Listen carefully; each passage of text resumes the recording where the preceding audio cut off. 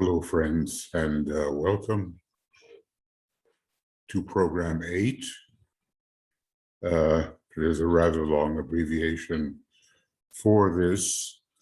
Discipleship in the New Age, Volume 1, Section 1, Part 2, Video Commentary. So I do hope you'll be able to identify that.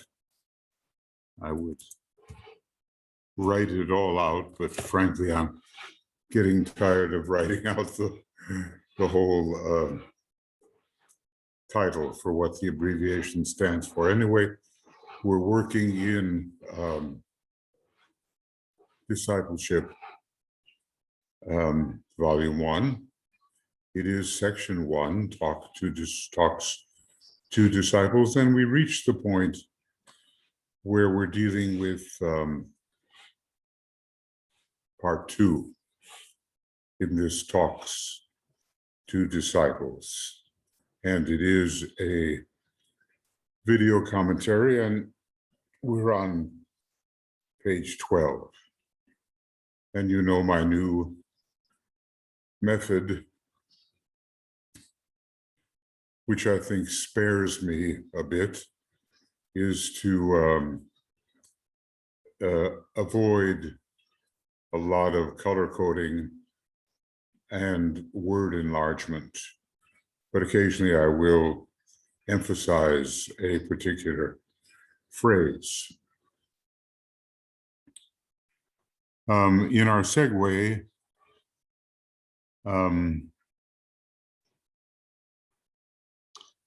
we have the idea that it is in this way that the Master's ashrams will be externalized on earth. Let me say, this is the great project, the externalization of the hierarchy with the reappearance of the Christ behind the whole process. And going on, the hierarchy function openly on the physical plane and not behind the scenes as hitherto. Let me say, that has been the case already for some millions of years, since the great Atlantean War, which we cannot really say was lost by the forces of light, but they recalculated how they could best help humanity. And it was from behind the scenes than walking openly with humanity. And so the mysteries were born, and they will reappear. DK goes on and says, then will come the restoration of the mysteries. We can say that Master R will be involved in this restoration, and that the Christ initially will give the first initiation publicly or semi-publicly, and people will have the etheric capacity to see the light that is in the candidates for initiation, and they will know, therefore, that such candidates are worthy of the process of initiation.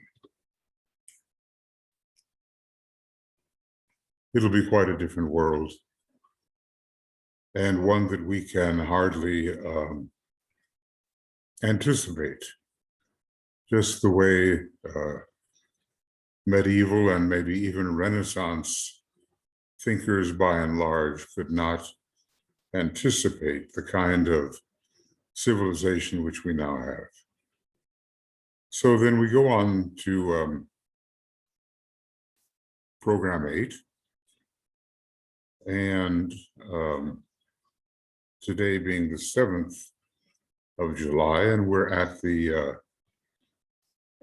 12th page. It's not that the pages go by so quickly, but we at least have the opportunity to think together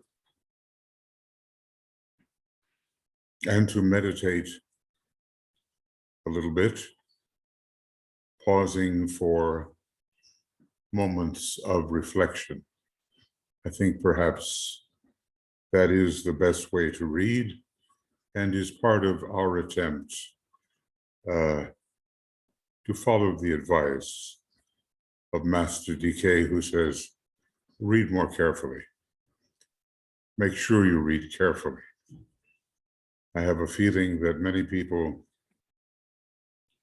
kind of brush through what he has written with no particular organized attention. And obviously, if we were following that kind of policy, we would not extract as much of the magnificent information from Master DK as if we really read carefully the product of his extremely illumined and highly organized mind. So, going on then, the question, he says, might here be asked, how can this work out practically in a group of disciples? Let me say that obviously the experiment he undertook would be a test to see if all this promise could work out in a group of disciples. It was, who am I to say, but it was partially successful, especially for individual disciples, but still the full success remains to be achieved for the kinds of groups of disciples which he was organizing. And we will see around the year 2025 what kind of assemblage of disciples he may have planned after reflecting on the past experience and on the potentials which lie ahead. So, repeating then, how can this work out, he says, practically in a group of disciples? And here's the point, all of them individuals, meaning there's that factor of isolation, hard to overcome.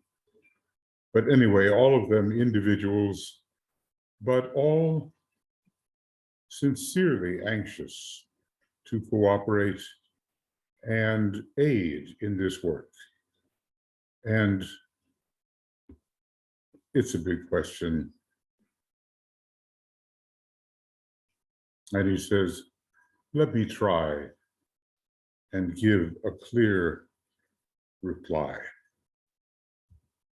Now, I'll add that whether we profit from his reply or do not is pretty much up to us. It's amazing how much is up to us.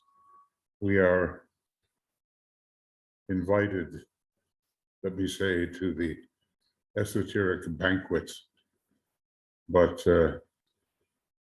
shall we partake of it or act as if somehow it doesn't really exist? Let us hope that we wisely partake of this great and spiritually nourishing offering. Now, DK goes on. He's talking to his disciple, right? You have undertaken voluntarily to work together when proffered the opportunity by me. Let me say that they applied, many of them, to the arcane school, and then were noticed or singled out by Master DK, who gave them the opportunity to participate in this experiment if they were among those that he felt would profit by the experiment and could further the experiment. So there's been no duress, no compulsion. Probably there were very many who applied to the arcane school who were not selected to be part of Master DK's experiment. And we can ask ourselves whether we think we might be offered such an opportunity, and on what basis we might be offered that opportunity, because the time will come. He's going to be, from every indication, one of the externalizing masters.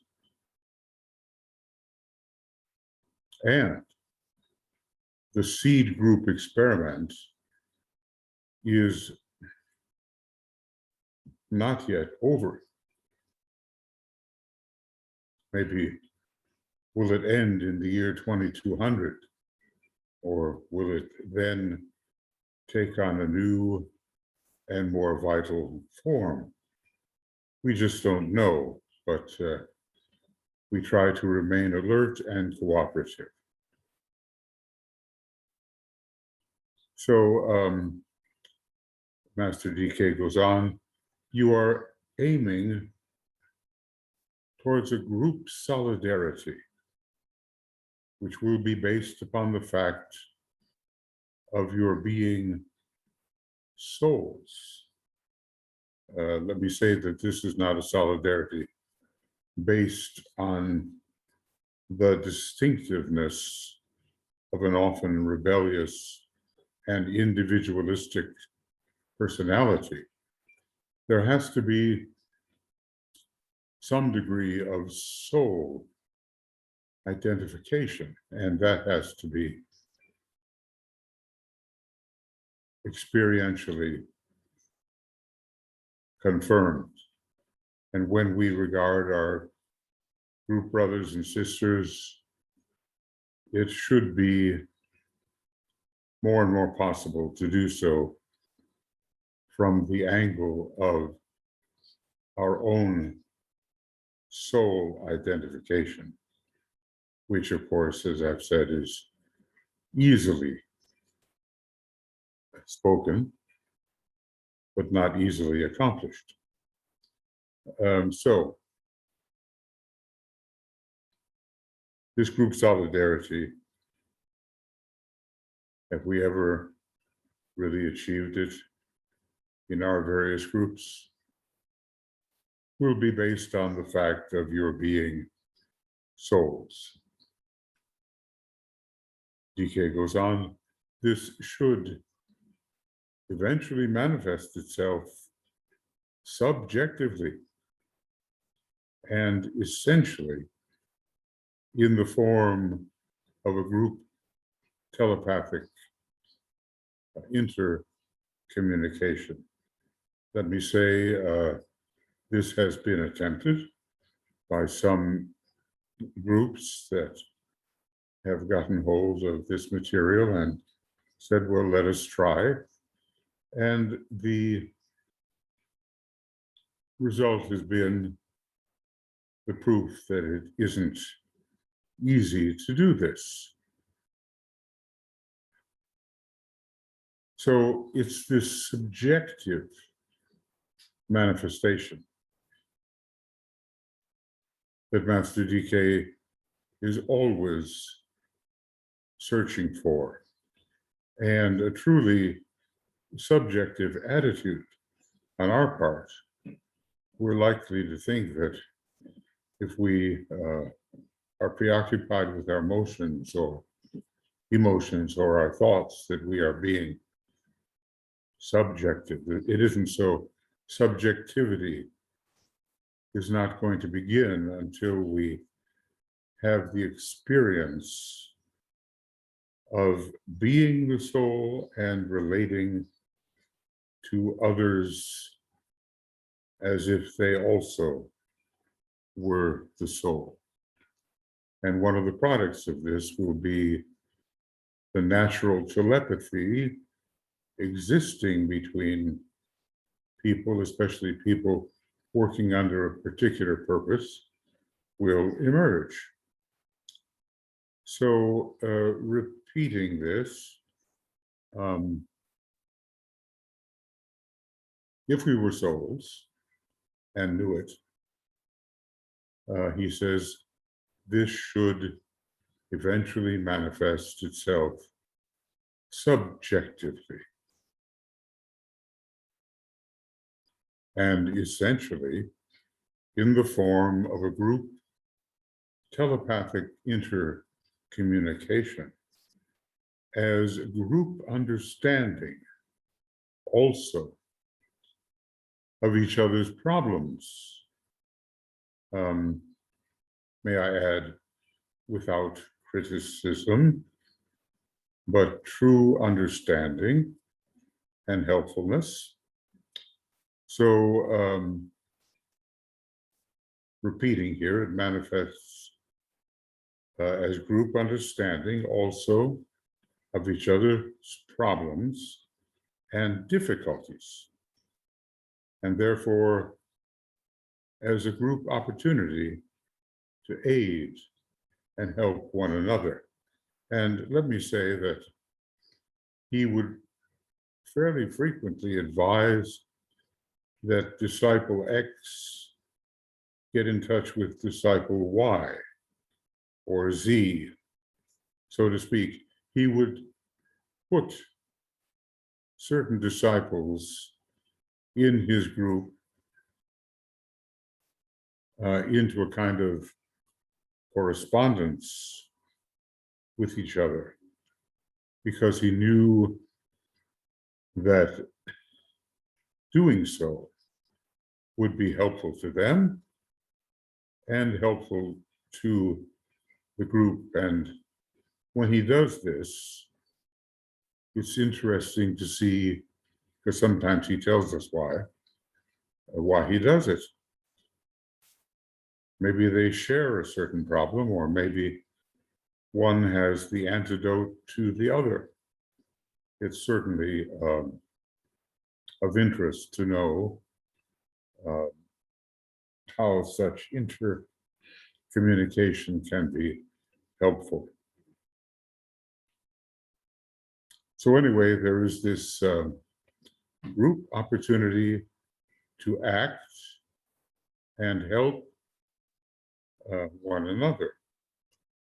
This, DK goes on here, this helping should not and must not come through personality efforts or contact, or through the stating of problems related to circumstance and character, or through the tendering of advice and suggestion. Now, let me say that these would be just normal personality means of being helpful, and in the world, they are frequently found and can be useful, but he is looking for something else that is far more subjective than one personality helping another. He goes on to say, we deal not with personalities in connection with each other in a master's group. Well, that's a general statement, isn't it? And it is part of his intention to deal with souls. Of course, as I've said, Master DK at certain times found it necessary to note truthfully certain obstructions within the personality of various group members and call their attention to it so that the possibility of a more soulful interplay could take place. He goes on to say, at the same time, it should be possible for each of you to learn to strengthen and aid each other, avoiding always any intrusion of the personality. Let me say that that's a kind of a sixth-ray glamour, or is suggesting a sixth-ray glamour, the glamour of interference. I've had I've had some experiences in that, and I think I was once in a doctor's office waiting room. I don't think it was a dentist. I think it was a doctor of some kind. And it was long ago, and I was tired. And I sat down and just closed my eyes. No sooner had I done so that I found a vigilant young woman poking me, saying, "You're meditating, aren't you? I saw you. You're meditating." Well, I actually wasn't really, but the fact that she was vigilant to interfere in the life of people who she suspected of meditation, it was kind of an amusing experience to me, because I saw that sixth-ray glamour vitally active in my own case. So anyway, we all know that it's possible, wrongly, to mind each other's business. And Alice Bailey warns us about that, you know. He says, please, in these matters, mind your own business. And there are activities and pursuits which are your business as an emanated myopic individual, and they're nobody else's business. So we will avoid being the busybody and the know-it-all, one who seems to enjoy interfering in the personality process of others. DK goes on. You can each learn to transmit your soul ray quality to a fellow disciple. This is a good one. Stimulating him to greater courage, the finer purity of motive.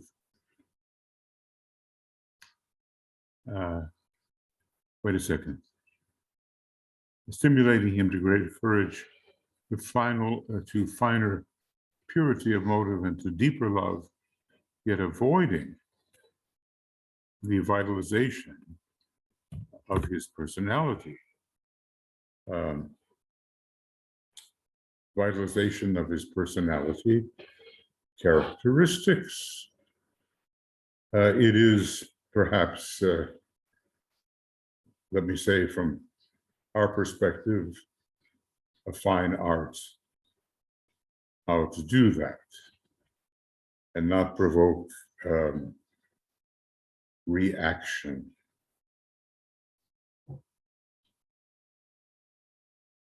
But that's the key. Transmitting the soul ray quality. Every one of those soul rays, and in groups like this, it's mostly the second ray soul or the first ray soul, has fine, useful, non-interfering qualities. And if our brother, our sister, can receive the transmission from us, because we finally know how to do it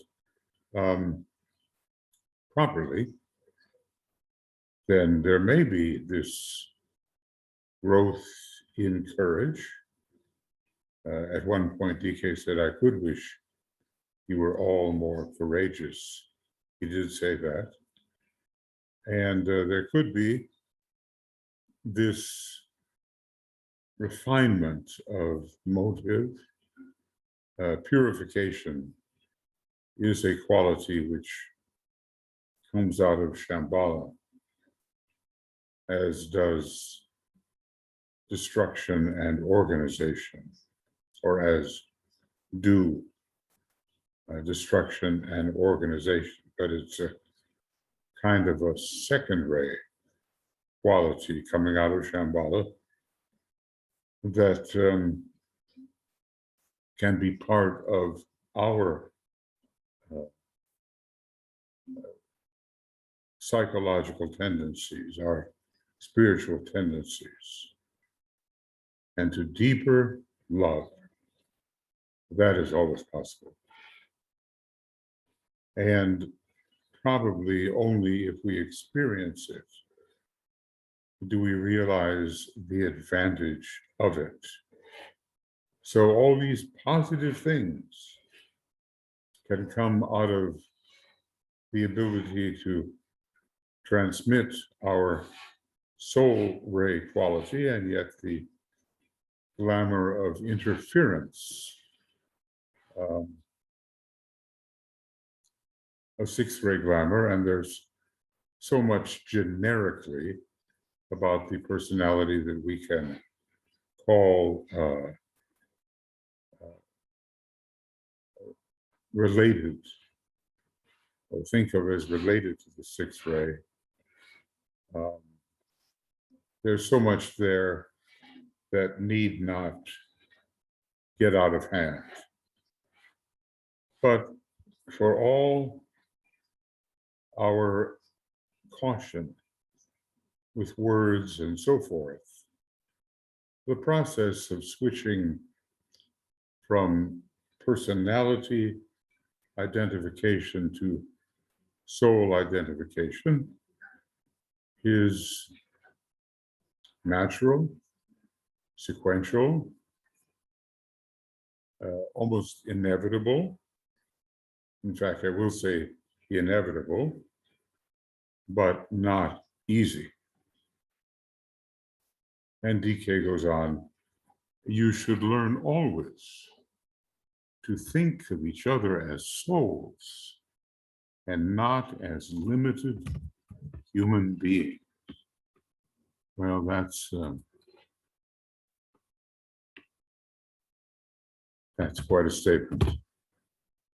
Just pause for a moment and think of people you know well, maybe family members or co-workers, and how well are we doing to think of them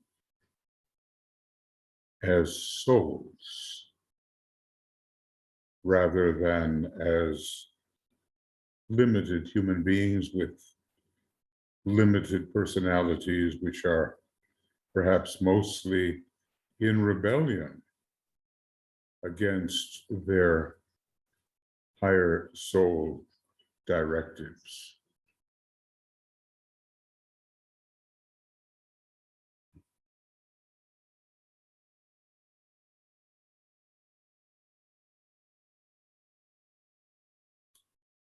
It's really a revolution, isn't it? If you can, I don't know how we do it, maybe we visualize somehow the causal body or egoic lotus of the other, and always remind ourselves that this other, which or who we normally regard as a personality, is ongoingly the soul.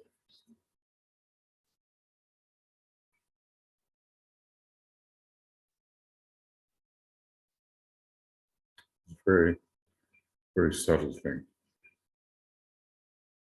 But there's just a little flip. You can be looking conventionally at the personality, and then a little flip occurs. And before you know it, you are regarding another as the soul.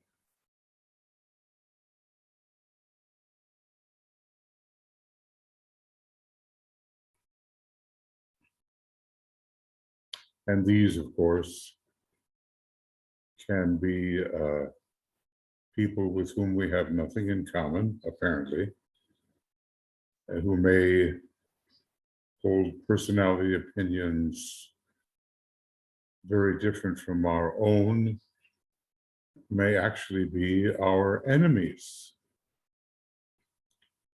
which takes us back to the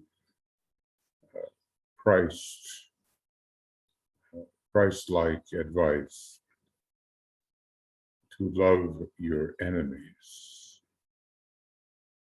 which perhaps simply means to see them as a soul.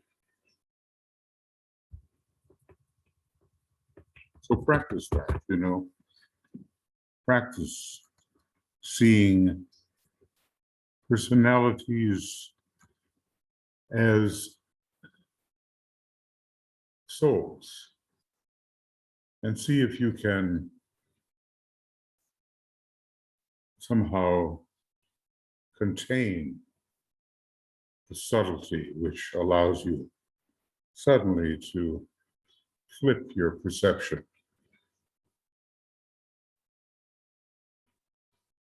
Realizing that the personality is evanescent.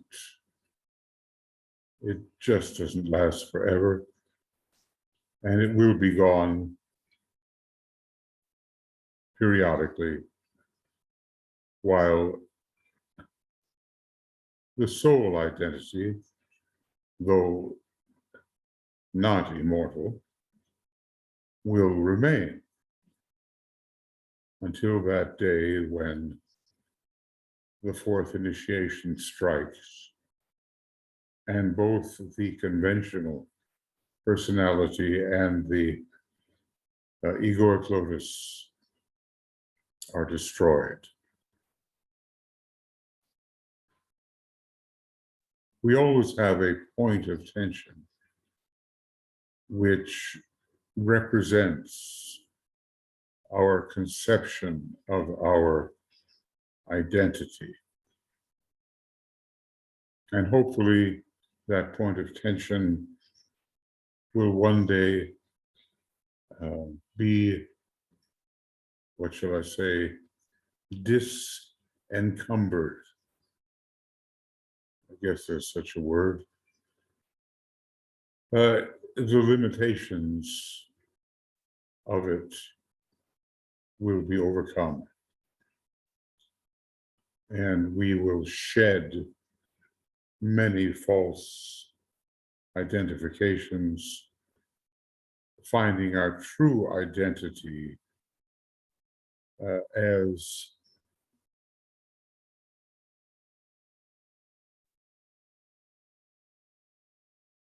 being.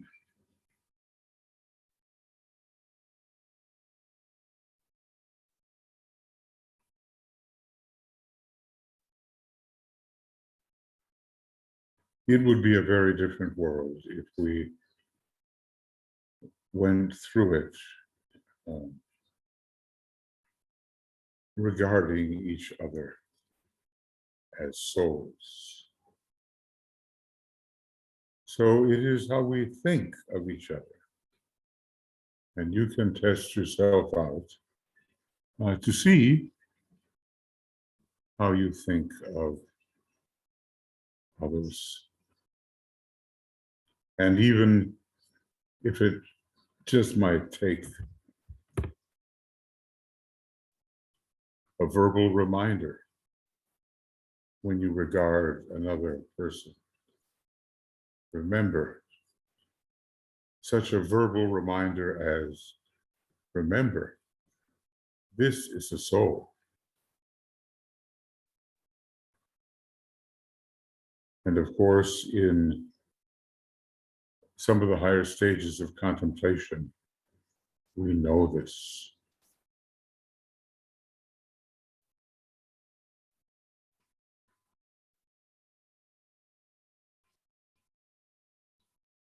It's so easy to get pulled into strictly personality interaction because it has been the customary way of millions of years.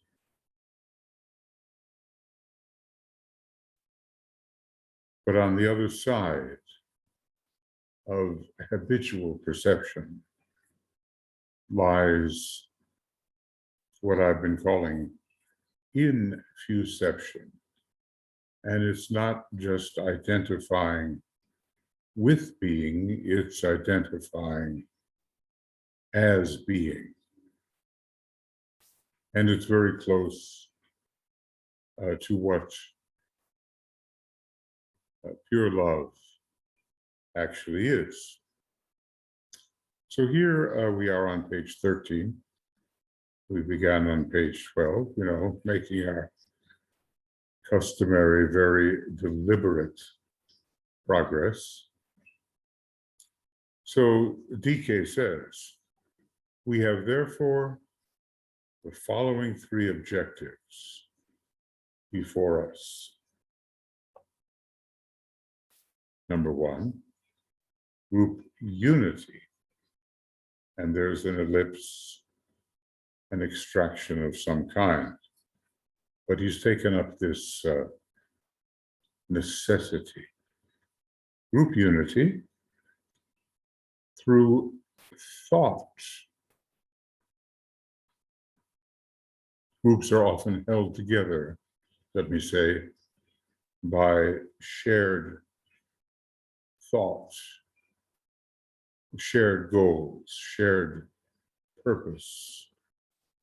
The mind can be a very cohesive factor. Group unity through thought, exoteric knowledge of each other, and the constant sending forth of love.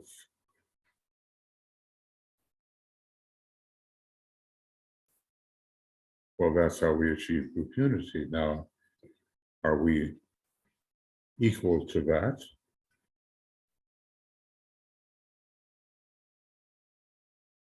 And when we know each other exoterically, we abandon the tendency, largely a third-rate tendency, to criticize, because it would be self-canceling to criticize rather than analyze, okay, criticize and have a constant sending forth of love.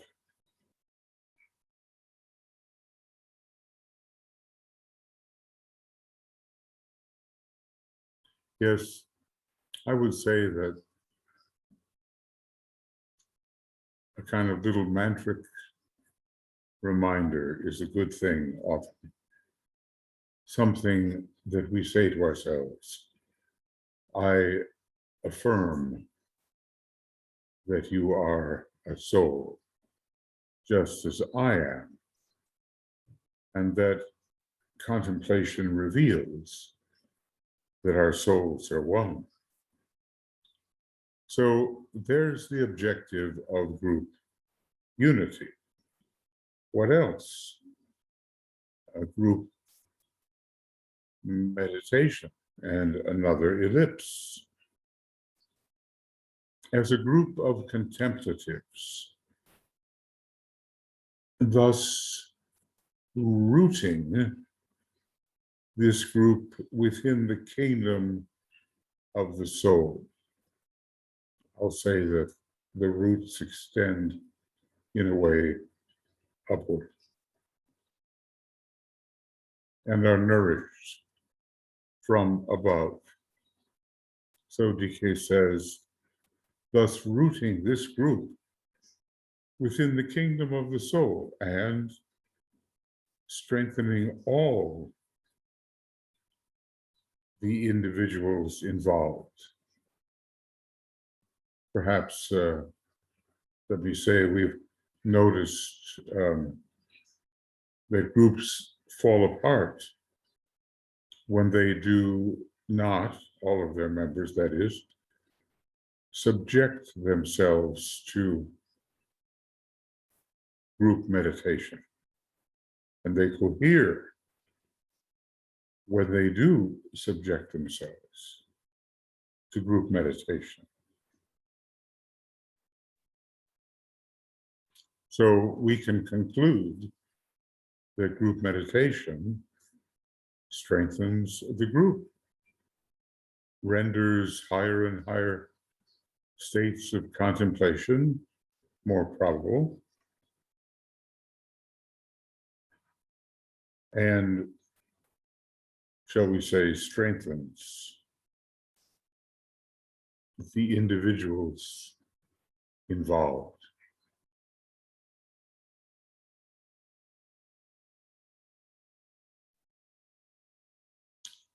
Now, what other objective? Number 3, group activity with another ellipse. You just wonder what's being extracted with those ellipses. But let us avoid the tendency to think that if something is missing, it is of greater value than what is given. I mean, we can't even absorb what is already given. And yet we hunt feverishly for what is extracted. So the third goal is group activity. DK says, resulting in the aiding of each other in specific problems of character, but not of circumstance. Let me say that the individual himself can handle the circumstance if certain problems of character are solved. So we stay out of the business of arranging circumstance for those we intend to help. Ponder on this distinction, my brothers, he says.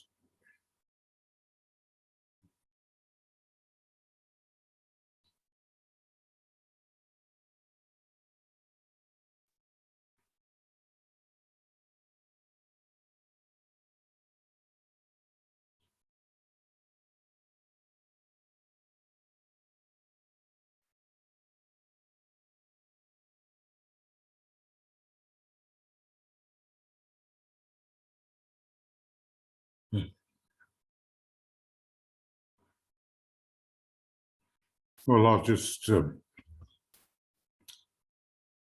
bold these.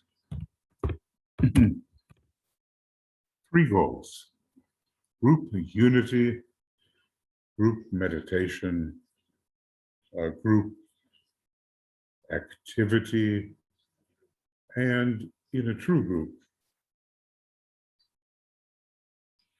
of the kind that DK hopes to work with as an accepted discipleship group. We all do help each other. And we are very sensitive to whether or not there are resentments and internal thoughts of separation. They do exist, and we have to stamp them out if the group is really going to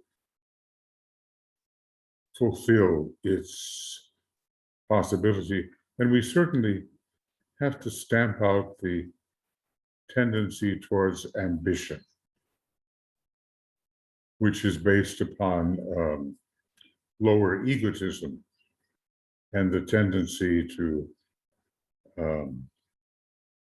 focus the eyes upon the little personal self rather than on one's own soul nature and the soul nature of others. I find it so, somehow as I'm talking about this, it seems so simple, but I find it very useful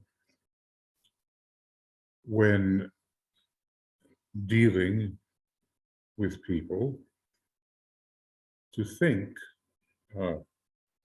this is a soul, and to do everything I can to see what would otherwise simply be a personal individual as a soul.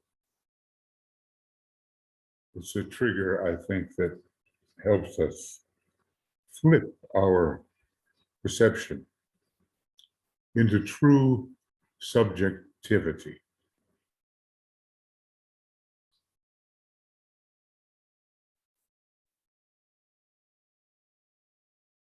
It's a fresh point of view.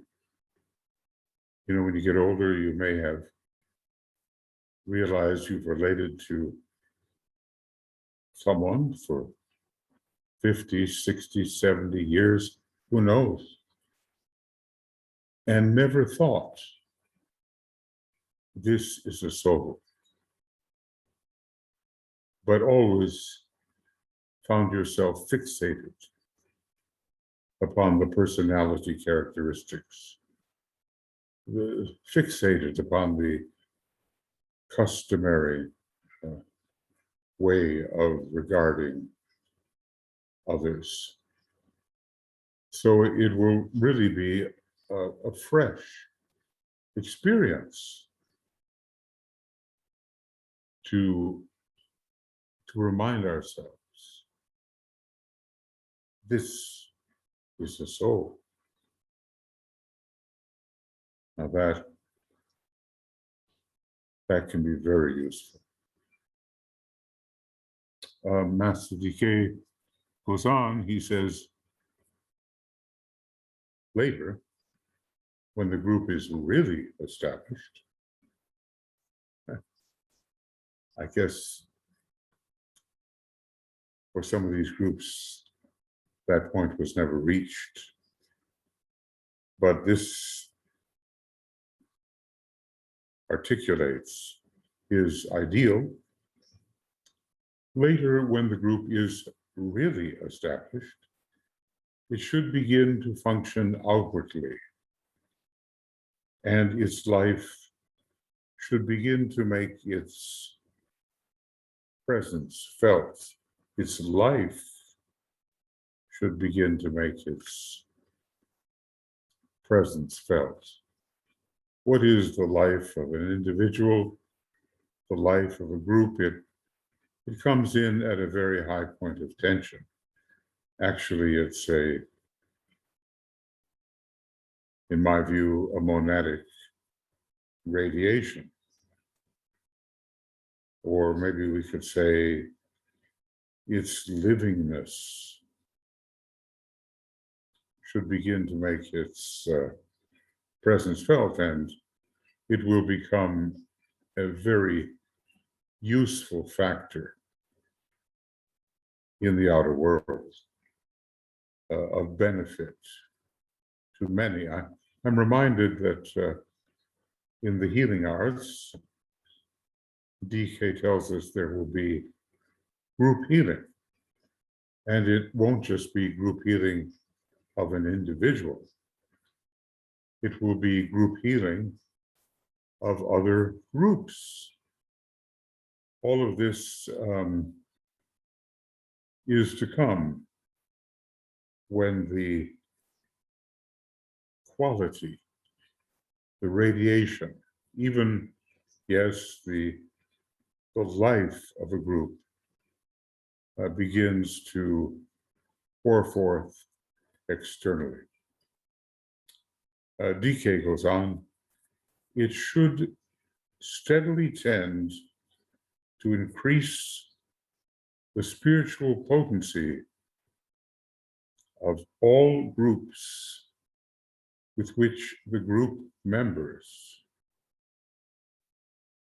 are related and with which they may be associated.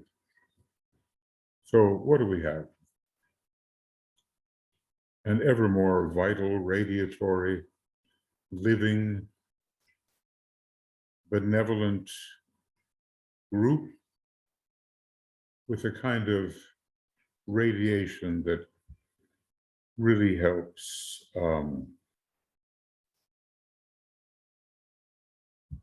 individuals and other groups of individuals.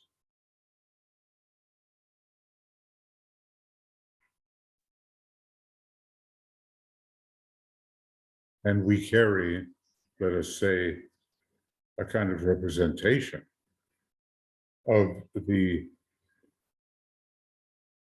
group of which we are a member, that group growing in power, and we become a representative of that group and carry to other individuals and groups some enlivening, some elevation, some inspiration, some ability to work from a higher point of tension. And in general, our helpfulness grows, and the helpfulness of the group of which we may be a member. Have we noticed that?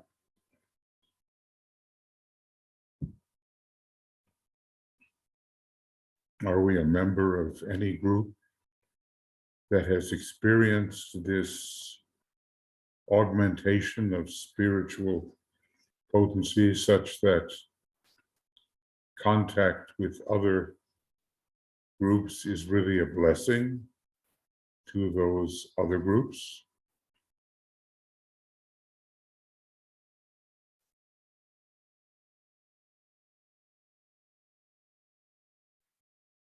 Well, hopefully we have noticed this, and hopefully we are members of such groups that are growing in spiritual potency. Let me say that I think back to the early 1970s, very early, when I joined the arcane school. Well, that was 50, just about 50 years ago. And there was a group working in this case, in New York City. And I was the beneficiary of their work.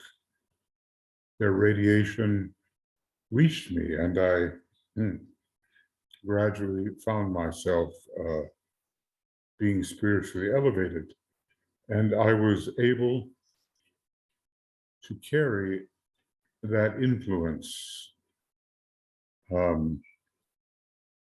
into various contexts in which I was participating. Not always appreciated, of course. And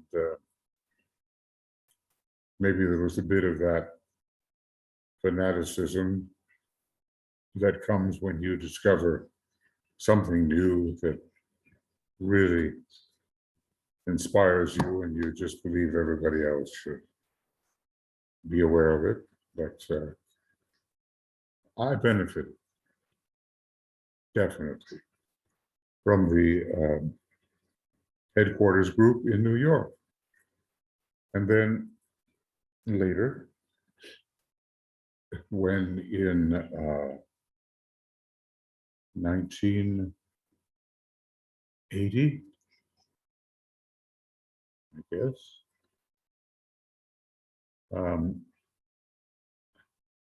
I moved to the New York area and became a part of the headquarters group.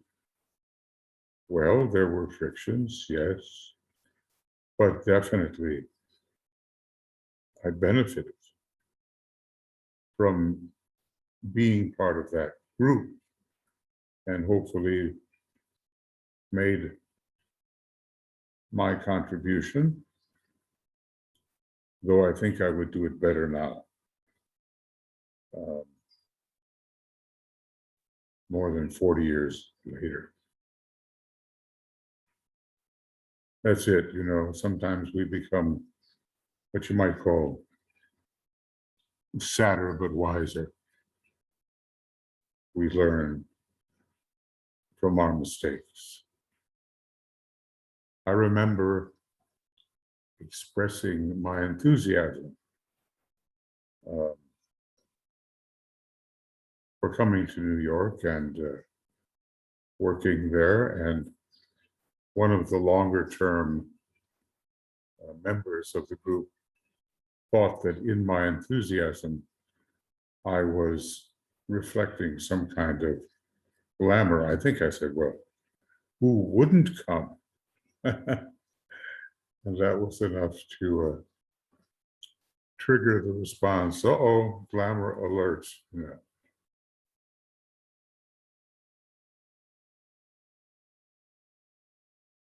But that made a great difference in my life. I was an opera director and working in the field of personal expression and rather, well, opera, rather violent personal expression. It wasn't exactly the new type of singing which Master DK said would eventuate. But all the while, underneath was this goal of the wisdom. I guess I can call it second ray competing with the fourth ray. And going there made a big difference. I learned the benefits of group work. As a director, I was pretty much, except for my collaboration with my conductor friend,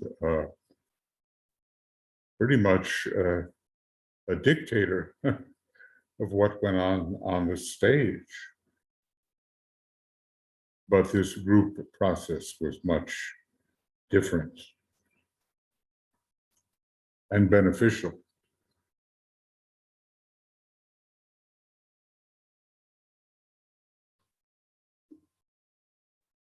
Anyway, a benefit. And then going on with Master DK, he says, I refer to all groups which belong to the New Age and are working along spiritual lines. Groups helping groups, a soul group helping another potentially soul group is different from individuals helping individuals on a personality basis. So repeating, GK says, I refer to all groups which belong to the New Age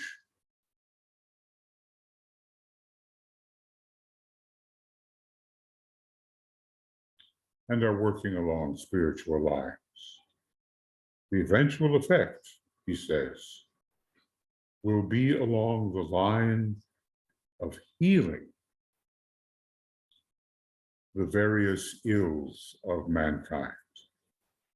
Physical, let me say, I think we pay the most attention to that somehow.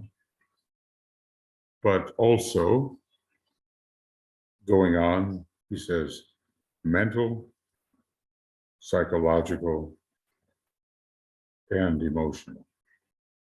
This will be the result of soul-inspired groups working with other groups.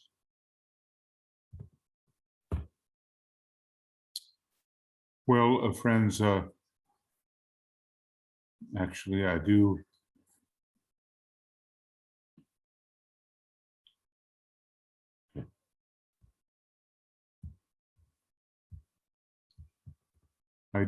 have a program on triangles that I have to do in just about an hour.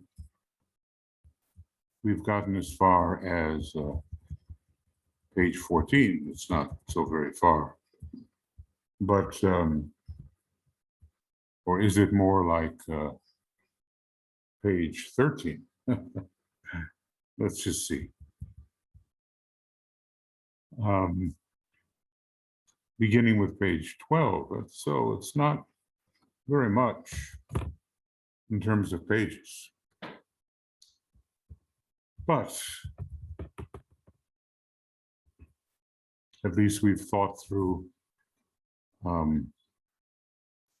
some really important objectives. Group unity, group meditation, group activity, learning how to think of each other as souls. And then we're going to take up certain definite rules, maybe, I never know, but maybe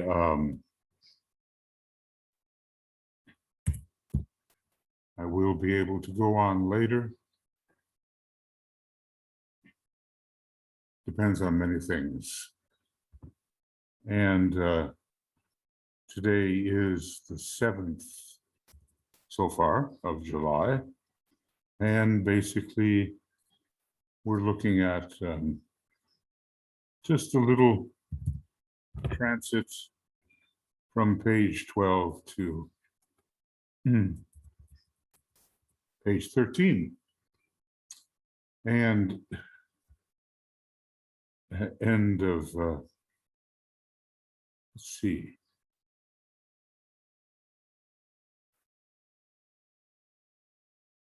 I guess this is going to be program 9.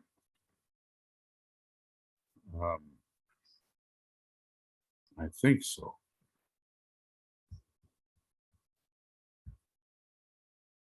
Yeah, looks like it. If I'm off, well, it doesn't make so much difference. Program 9 will begin, and do I dare put it down that it will be today?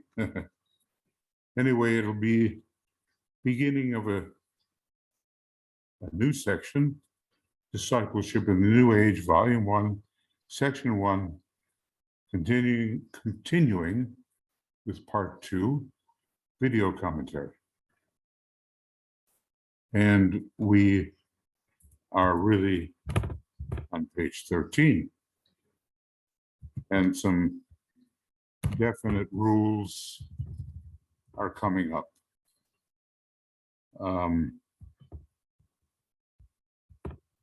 He's going to be discussing keeping a spiritual diary and recording light and telepathic interplay and any phenomena. Anyway, it's a little bit of a new section. I know I'm not going very fast here, but I am elaborating according to my best ability. At least on some days, it's the best ability. Other days, I'm just elaborating. Much depends on the acuity of one's mind at the moment. So this we'll be beginning Discipleship in the New Age, Volume 1, Section 1, Part 2, still, video commentary, page 13 to whatever. And hopefully, I'm going to leave it saying the 7th of July, because maybe somehow I will get back to this after the other program. And so Tulia and I and all the communications group, steadfast members of the communications group of the Maury Federation University of the Seven Rays, BL and Joe and Michael, Gaeta and Michael Stacy.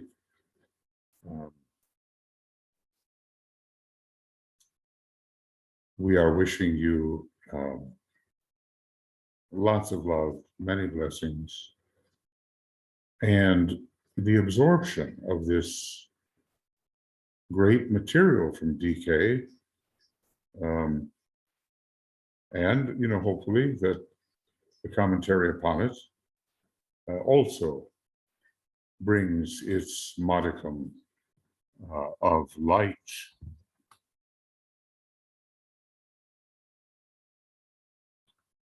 So this will be to you quite soon, and it'll be on both Makara and also on our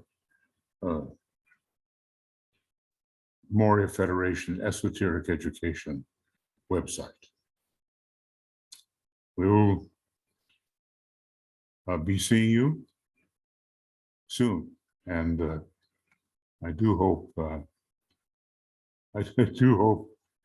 this has been recorded properly.